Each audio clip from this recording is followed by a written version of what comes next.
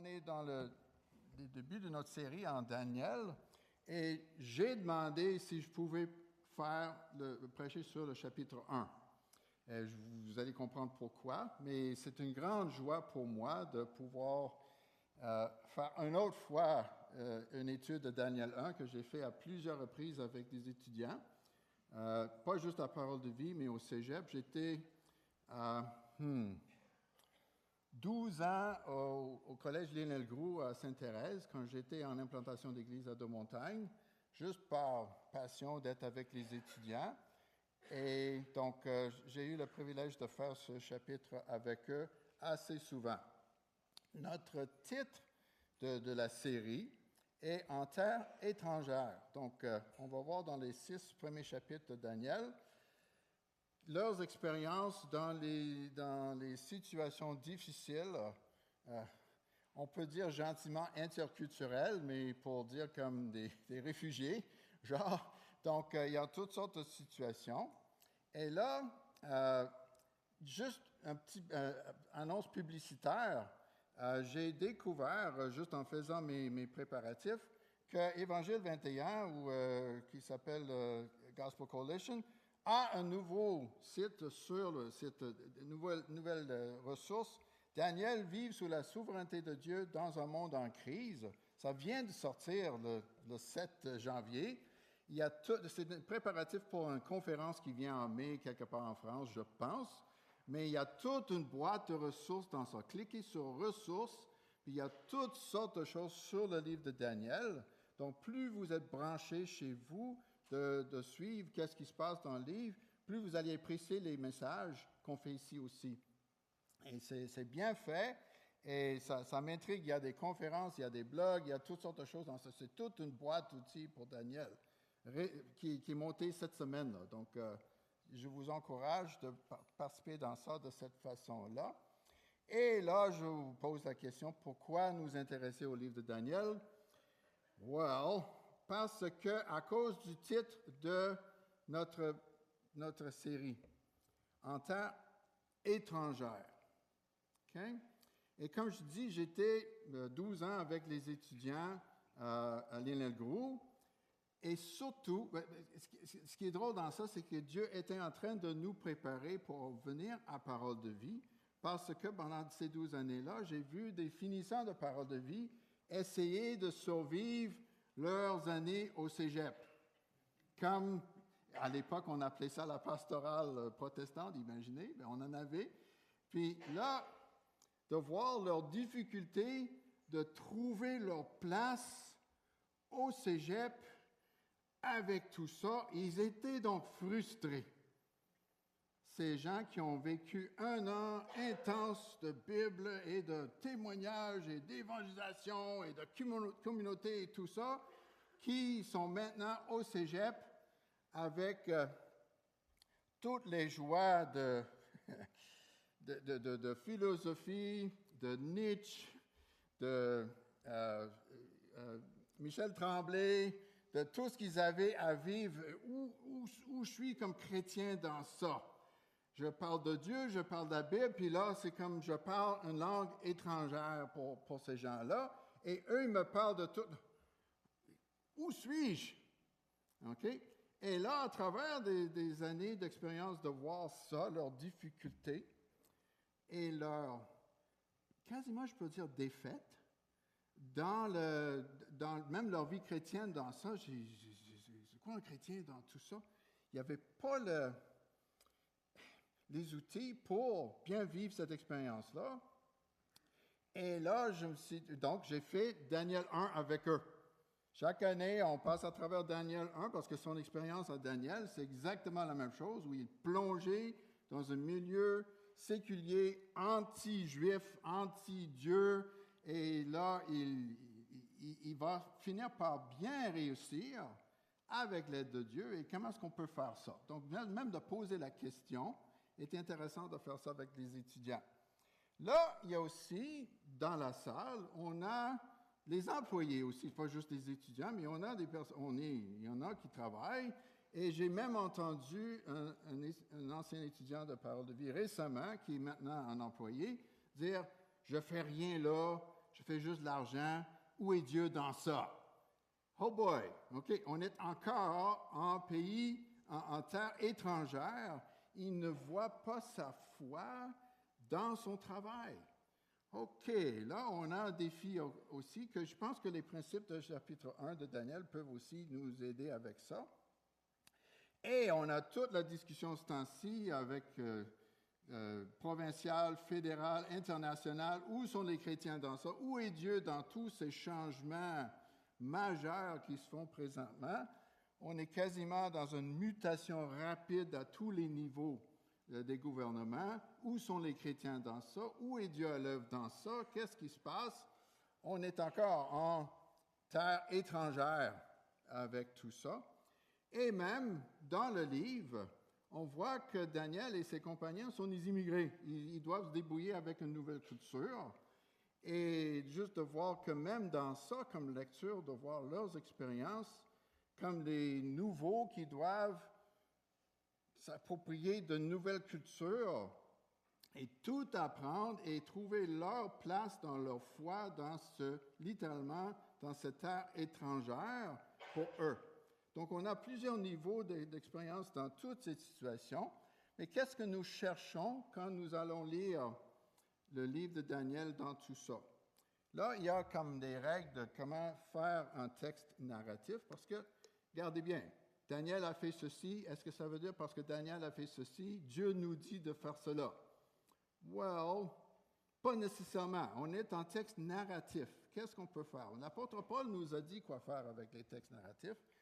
Ces choses, parce que lui, il en donne un message, il va chercher en 1 Corinthiens 10, un enseignement de quelque chose qui est arrivé dans le passé dans les Écritures. Il dit, ces choses-là sont arrivées pour servir d'exemple pour nous, l'Église, et elles ont été écrites pour notre instruction, à nous qui sommes parvenus à la fin des siècles. Donc, nous avons besoin de retourner dans les textes narratifs du texte biblique pour voir des exemples. Ah, Daniel et ses compagnons ont fait tel et tel. Est-ce que ça veut dire Dieu me dit le faire? Ce n'est pas ce niveau-là, mais je peux apprendre de leurs expériences. Et il dit, mais c'est quoi la sagesse de Dieu que je peux avoir dans cette situation? On reçoit l'instruction des principes dans ça aussi. Et nous sommes à la fin des siècles. Ça veut dire qu'on peut comparer notre situation à la leur pour voir comment les choses ont changé depuis, ou même pas changé depuis, pour voir que Dieu est encore à l'œuvre dans notre situation aussi. Là, j'ai choisi un verset clé, mais il y en a plein possibles dans le livre de Daniel. Mais j'ai pris, quand on va voir la semaine prochaine en Daniel 2, Daniel prit la parole et dit, « Béni soit le nom de Dieu, d'éternité en éternité. À lui appartient la sagesse et la force. C'est lui qui change les temps et les circonstances, qui renverse les rois et qui établit les rois, qui donne la sagesse aux sages et la science à ceux qui ont de l'intelligence. » Ça sort de la bouche de Daniel. Il dit, catchez ce message-là, on a ce Dieu-là, et il nous invite à avoir son intelligence aussi. Donc, commençons chapitre 1. Curieusement, Daniel, si vous pensez le livre de Daniel, vous pensez prophétie, vous pensez 70 semaines, vous pensez toutes les choses que Dieu va faire entre les empires et les changements d'empire et tout, et tout, et tout. Mais là, le premier chapitre, c'est pas ça du tout. On est en pleine biographie, on est en pleine péripétie de comment ces 4 jeunes se sont fait prendre pour vivre une expérience qu'ils n'ont jamais voulu faire dans leur vie. Donc, c'est juste curieux de commencer avec un livre sur la souveraineté de Dieu, avec la confusion totale biographique que ces jeunes vivent. Dieu est à l'œuvre, Dieu est souverain, Dieu a des grands plans pour tous les royaumes et pour la fin des temps et pour son royaume qui ne finira pas.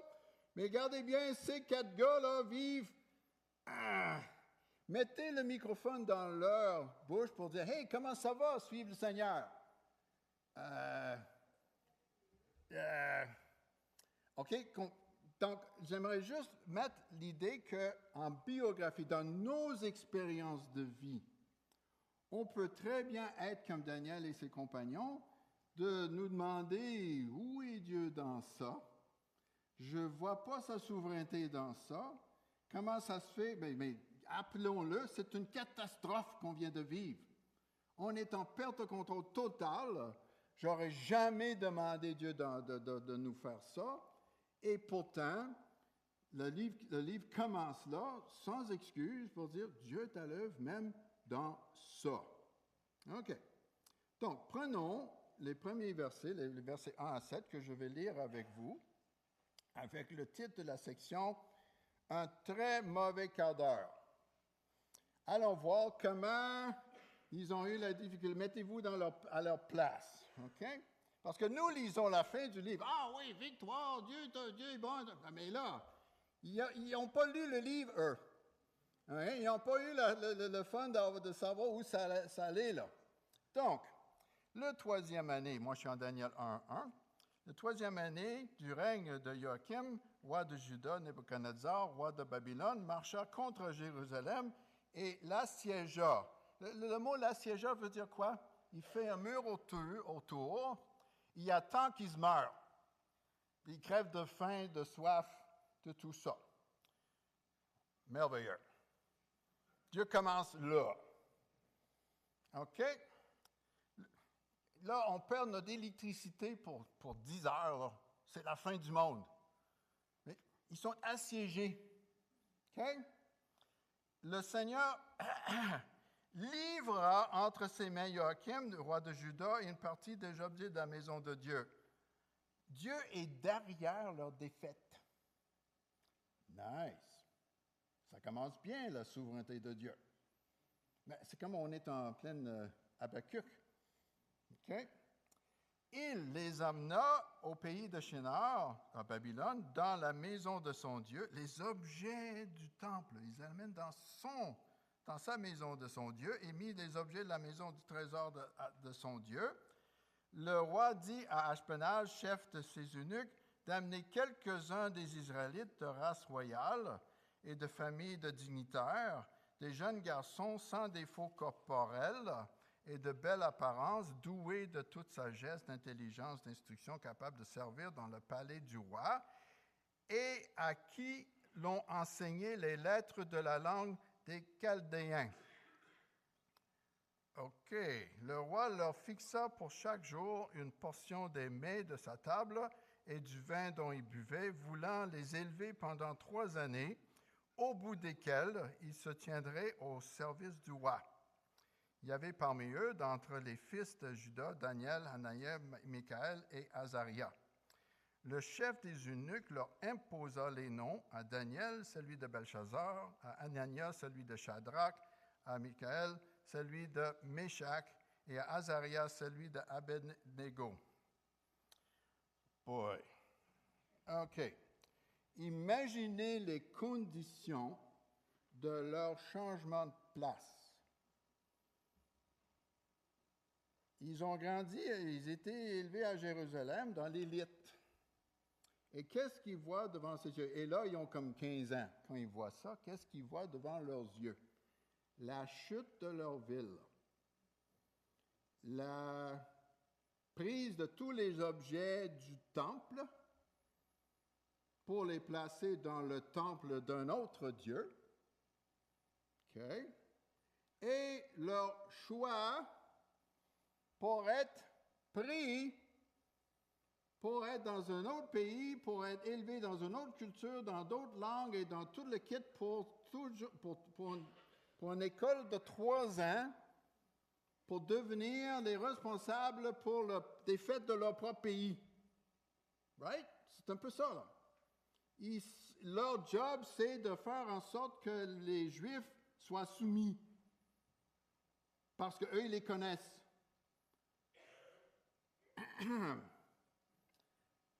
Imaginez la motivation de ces gars-là.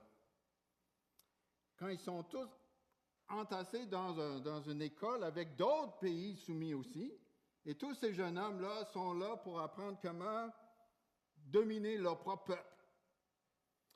Juste pour imaginer, là, OK? Peut-être dans les dernières années, vous avez entendu de temps en temps que dans la guerre en Ukraine, l'armée russe a pris des enfants ukrainiens pour les déporter en Russie, pour les amener à devenir russes. C'est la même chose, là. Oh, juste imaginez, OK? Juste pour le fun.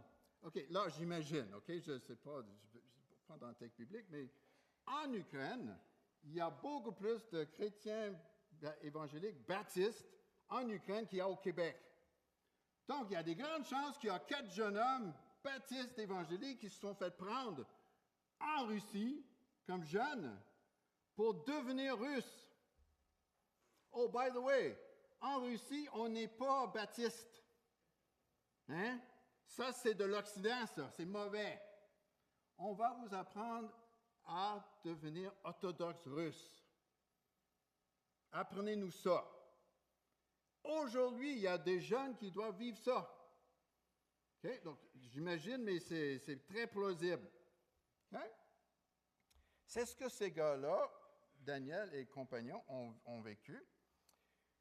Là, on a des programmes au Québec de formation de 3 ans pour des jeunes de 17 ans. Qu'est-ce qu'on appelle ça? Du cégep. Et 3 ans, c'est une technique. OK? C'est à peu près ça. Et ça serait quel programme? Si on était pour donner le même équivalent des programmes qui existent au Québec, qu'est-ce que ces 3 doivent avoir, bien, les 4 doivent avoir comme programme? C'est quoi le nom de leur programme au cégep? Administration, peut-être? Arts et lettres? Ou le tout? OK? Donc, ils doivent faire arts et lettres babyloniennes. Est-ce que la littérature babylonienne sera très dévotionnelle pour un juif?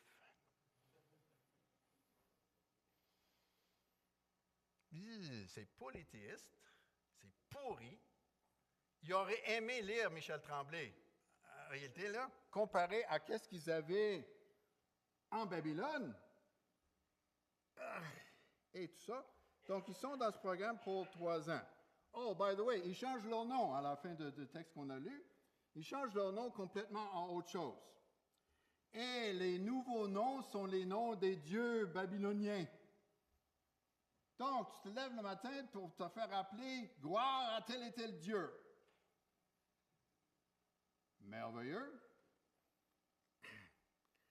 J'essaie d'imaginer. Donc, juste dans l'idée de changer le nom de quelqu'un, qu'est-ce qui se passe? Tu n'existes plus. On écrase qui tu es.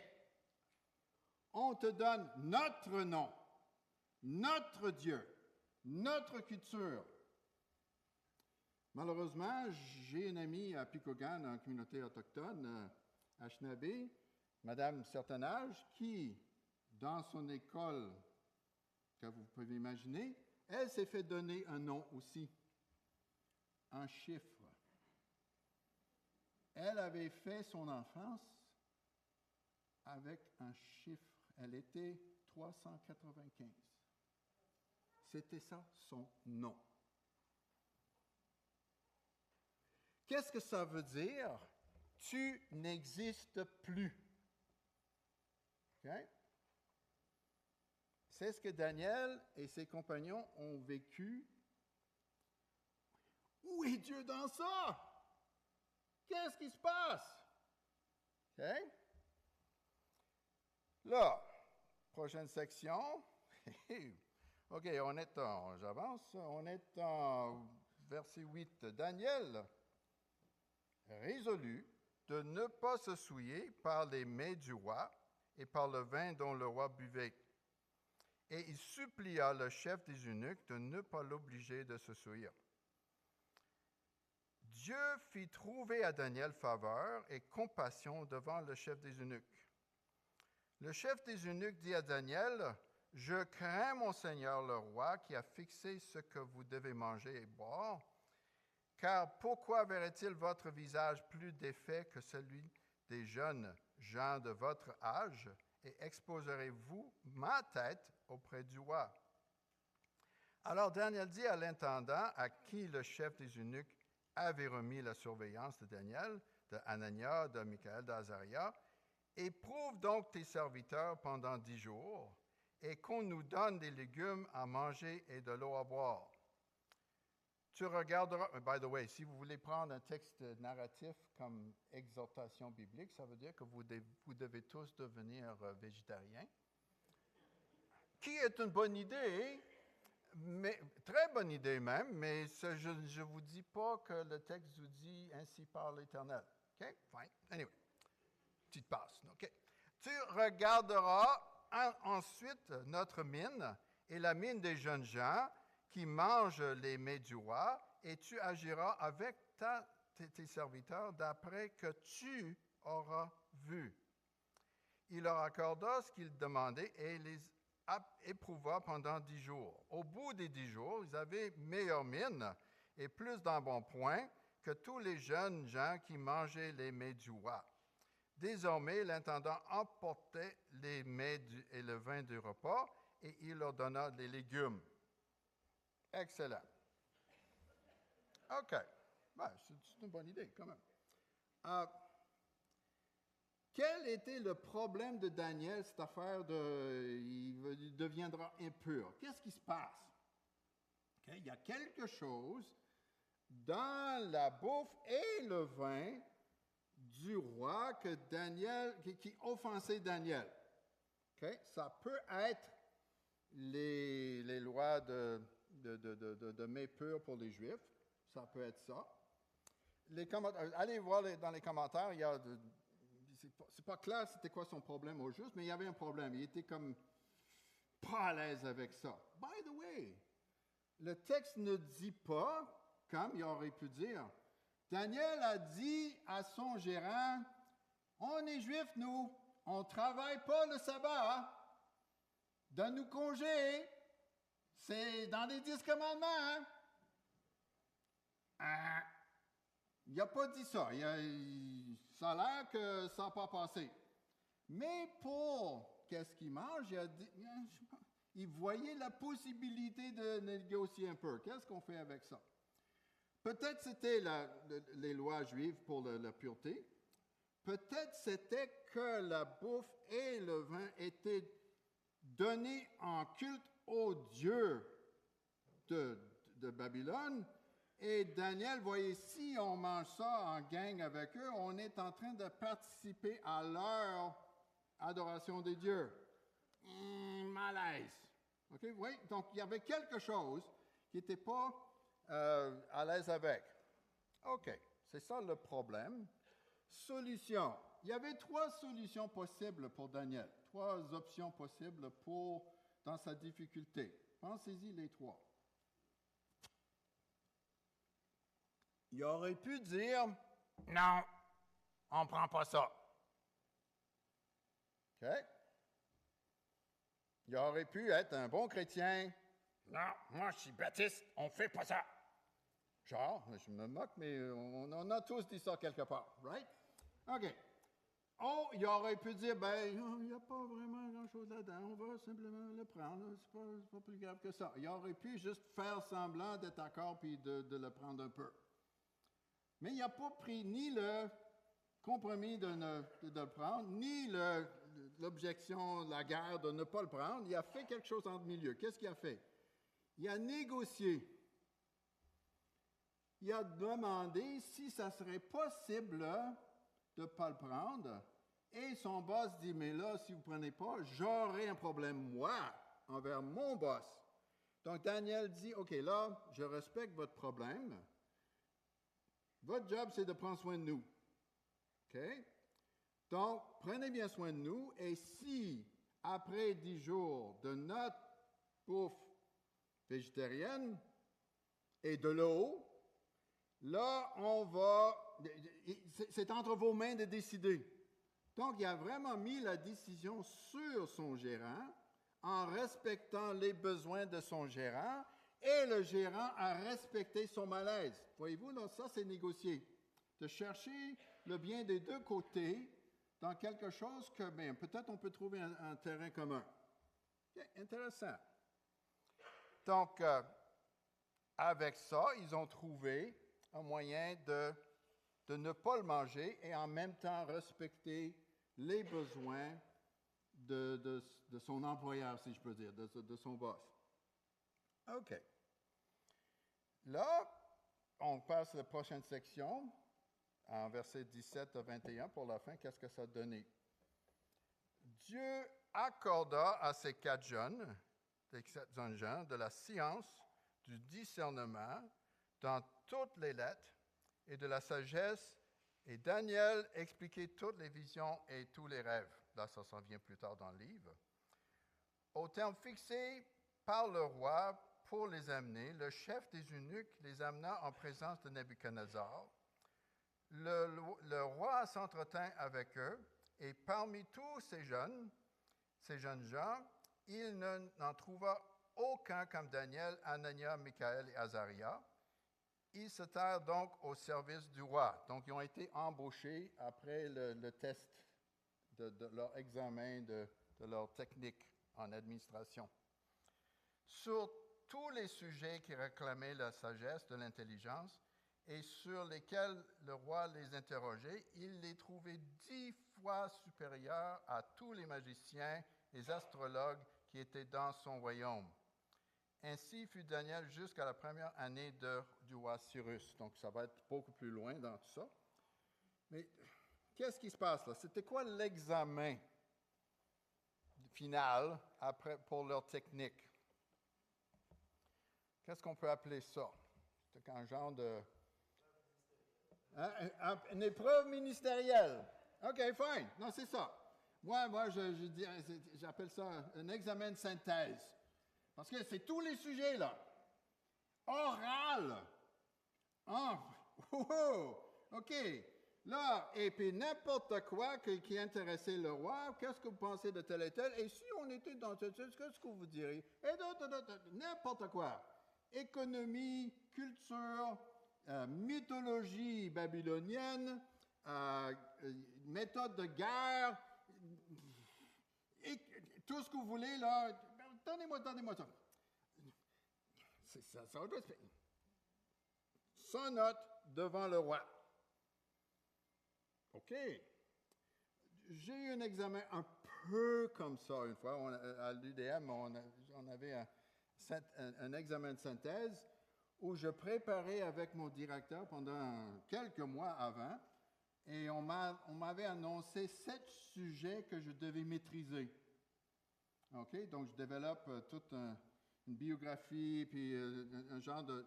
Mon directeur me faisait écrire des sections sur chaque sujet, de les avoir toutes organisées, toutes bien écrites et tout ça.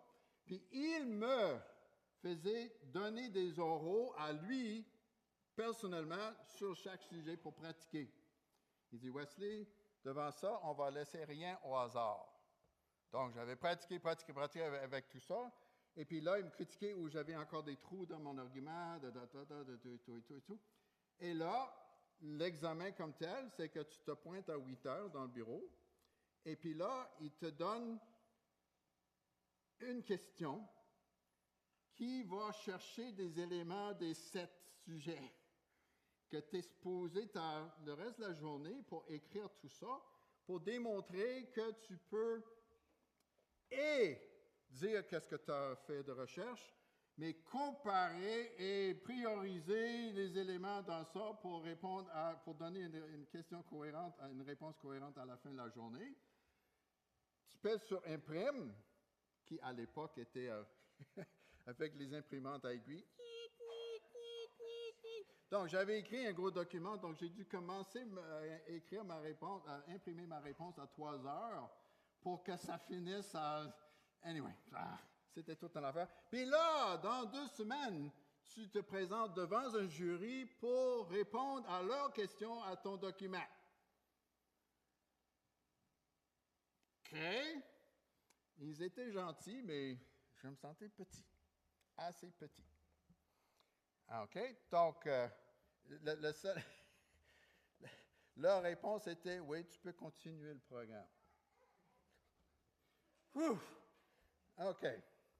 Mais là, c'est littéralement ce que le roi a fait, que maintenant, ils sont embauchés pour travailler pour lui. Daniel et ses compagnons. Yike! OK, là, je vous pose la question pour nous tous.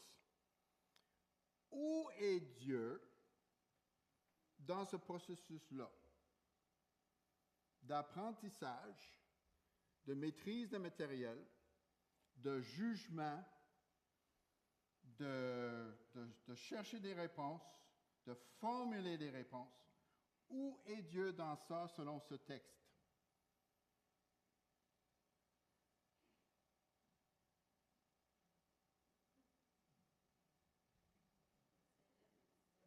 Hein?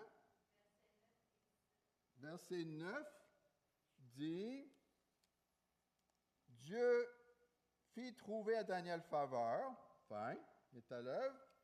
Puis 17, Dieu accorda à ces 4 jeunes gens de la science de discernement dans toutes les lettres, pas juste dans les textes bibliques. OK? On s'entend? Dieu était à l'œuvre dans leur apprentissage de tous les sujets. Dieu comprend tous les sujets. Dieu comprend la littérature babylonienne. Il maîtrise les poètes babyloniens. OK? Toute vérité est à Dieu. All truth is God's truth. Toute la vérité que les êtres humains ne peuvent jamais avoir, Dieu est déjà là. OK? Donc,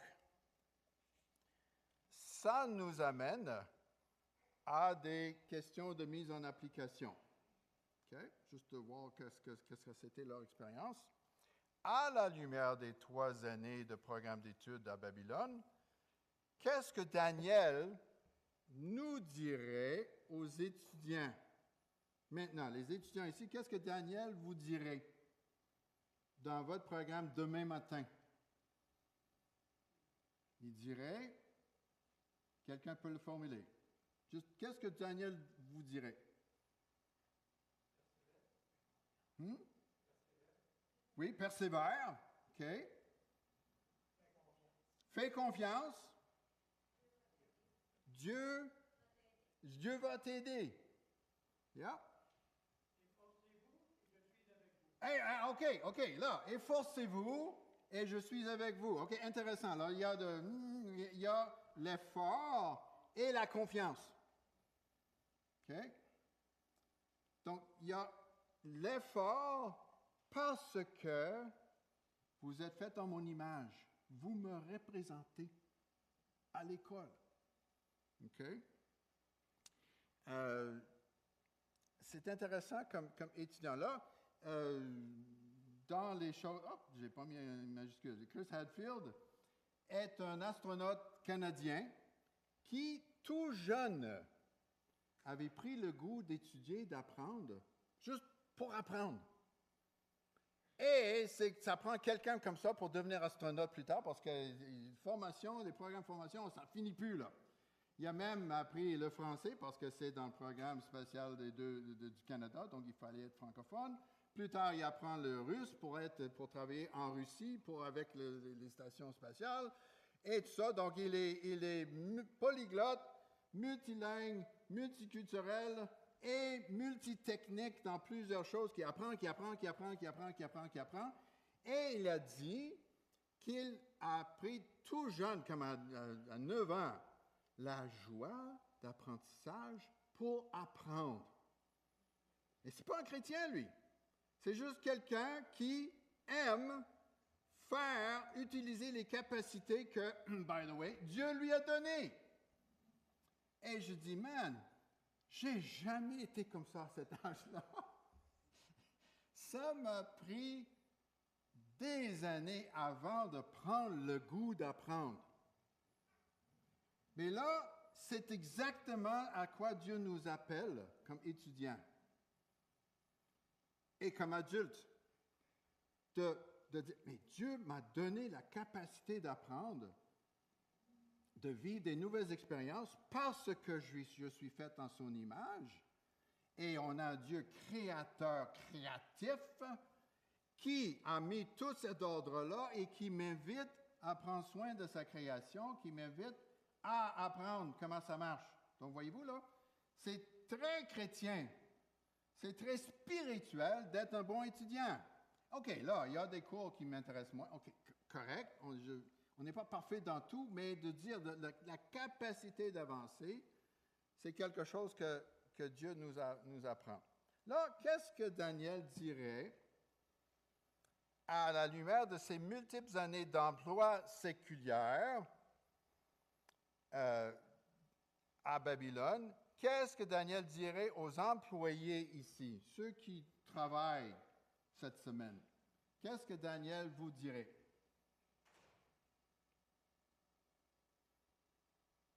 Il a travaillé des années, Daniel. Et la main de Dieu était avec lui, tout le kit, là, et tout ça. Qu'est-ce que Daniel nous dirait comme employé?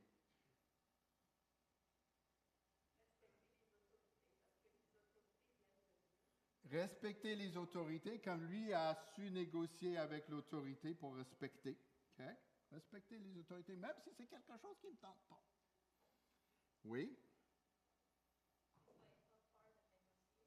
Oui, n'ayez pas peur de négocier, de dire notre point de vue, mais avec respect.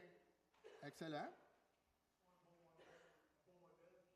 Sois un bon modèle de quelqu'un qui est intègre, qui est fidèle. J'avais un prof en counseling qui a dit que Daniel, comme personnage dans la Bible, c'est un des personnages le plus intègre, le plus équilibré, le plus en paix, ce qu'on voit dans tout le texte biblique. Et il était tout le temps, le régime change, il est encore fidèle, il est encore là, il est encore parlable, il est encore pour aider les gens autour de lui à réussir. Il continue à travailler parce que travailler et faire du bien aux gens autour de lui, ça fait partie de son adoration pour Dieu. Okay? Et là, si vous allez plus loin dans cette réflexion-là, le livre « Quand l'Évangile inspire mon travail » est très intéressant. Il y a un chapitre dans ça qui donne 6 motivations pour le travail. Donc, l'argent est juste le 4e. Il y en a 5 autres raisons pour travailler, pour la gloire de Dieu et pour vivre en communion et pour faire du bien. Là, c'est très bien fait. Qu'est-ce que ça veut dire d'être dans l'image de Dieu? Donc, si vous allez plus loin dans ça, je vous invite à profiter de ça. Troisième question, à la lumière de ces années d'emploi avec les rois et les fonctionnaires, qu'est-ce que Daniel dirait aux croyants qui essaient de travailler avec les représentants des gouvernements aujourd'hui? Comme je pose cette question à Corentin, à Jean-Sébastien Morin, puis à Alex Farley, là. Qu'est-ce que Daniel vous dirait? Qu'est-ce que Daniel nous dit face au gouvernement? Moi, je dis, hein, soyez pas surpris qu'ils sont contre vous, qu'ils ne comprennent pas, qu'ils ne comprennent juste pas qu'est-ce que c'est un juif. OK? Non. C'est normal. Daniel dit, ben voyons donc, vous avez donc un problème, j'ai jamais vu ça. Non, il voit que les gouvernements ne comprennent pas qu'est-ce que ça veut dire d'organiser ta vie pour suivre Dieu avec les valeurs en conséquence. OK, fine. Et il dit, puis, c'est pas la fin du monde. OK? Finissez la phrase. Qu'est-ce qu'il nous dirait?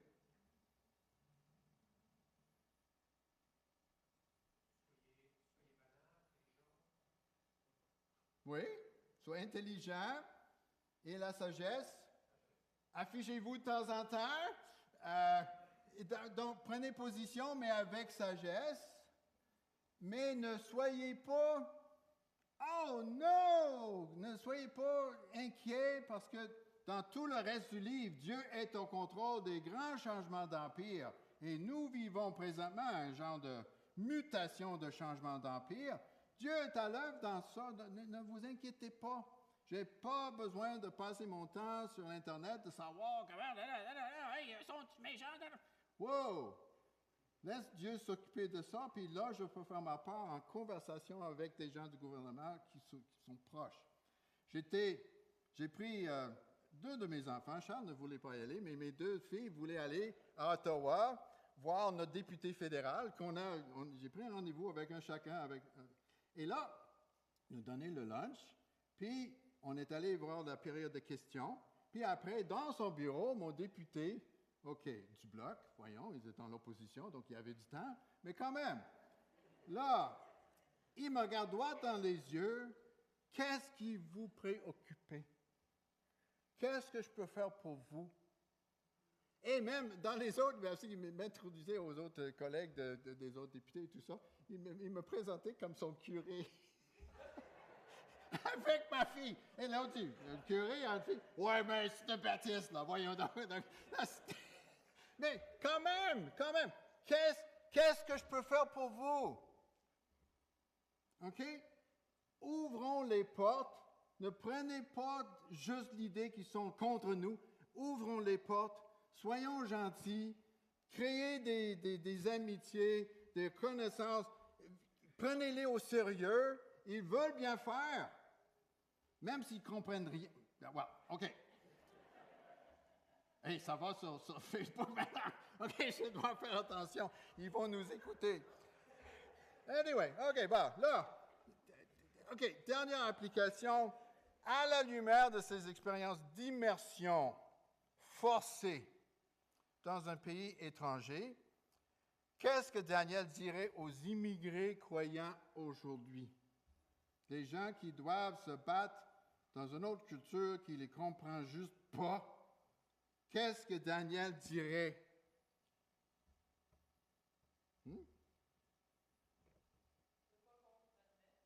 OK, de ne pas compromettre, OK. Ah, bienvenue! Bienvenue au club de ceux qui se débrouillent avec tous les problèmes de culture que les gens ne comprennent pas. C'est normal. Dieu est le Dieu de toutes les nations. Ayez patience. C'est pas évident. Et la fin de ma question, qu'est-ce que Daniel dirait aux églises qui les accueillent? Juste un verset pour le fun. Matthieu 25, de la bouche de Jésus. Alors le roi dira à ceux qui seront à sa droite, venez, vous qui êtes bénis de mon Père, prenez possession du royaume, car vous a été préparé de la fondation du monde. Car j'ai eu faim et vous m'avez donné à manger. J'ai eu soif, vous m'avez donné à boire. J'étais étranger et vous m'avez recueilli. Et là, allez voir le mot étranger dans le texte biblique. C'est des dizaines de fois que le texte biblique, à travers la Bible, dit que l'étranger est important dans les yeux de Dieu. Ils ont une place spéciale dans sa compassion. On a quelques grosses doctrines, qu'on a juste quelques versets pour ça, mais il y a des dizaines et des dizaines et des dizaines d'insistances de l'amour de Dieu pour les étrangers. Et c'est plus qu'une doctrine, c'est le cœur de Dieu. Donc, on a encore, et j'ai encore du travail à faire pour aller plus loin dans cette application-là. OK, là, pour terminer, parce que mon temps achève, là, je reprends le verset clé que j'ai choisi parmi les beaux versets dans tout le livre. Là. Daniel prit la parole et dit, « Béni soit le nom de Dieu d'éternité en éternité. À lui appartient la sagesse et la force.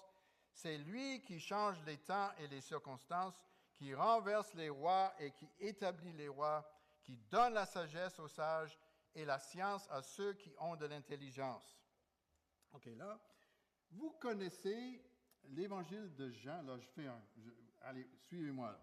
L'évangile de Jean finit à la toute fin, en Jean 20, 31. « Je vous écris ces choses afin que... » Okay, donc, il donne un résumé de tout son évangile, afin que vous croyiez au nom du Fils de Dieu et en croyant, vous ayez la vie en son nom. Si j'étais pour transformer ce verset-là, le verset clé que j'ai choisi de Daniel 2, avec la phrase « Je vous écris ces choses afin que... Okay? » Regarde ce que je vais faire avec ça.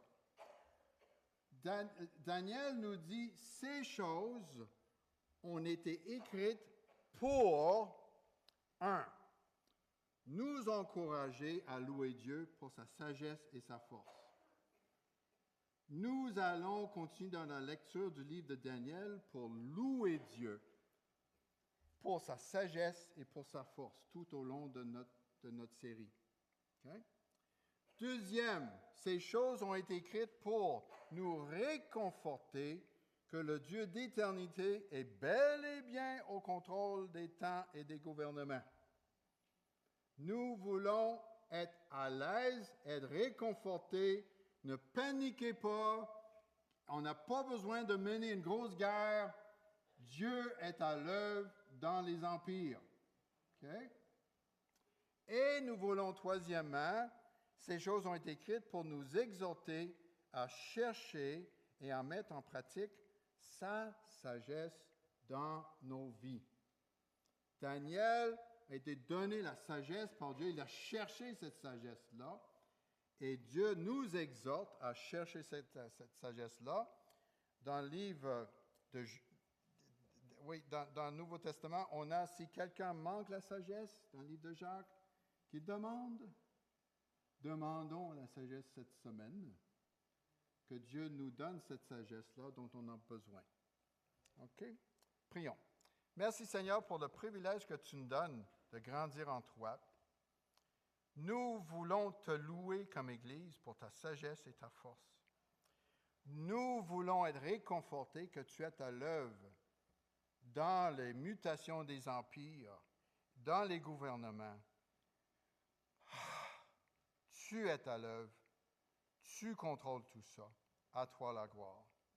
Donne-nous, Seigneur, à mes frères et mes sœurs, à nous tous, la sagesse dont on a besoin cette semaine pour ta gloire, nous prions.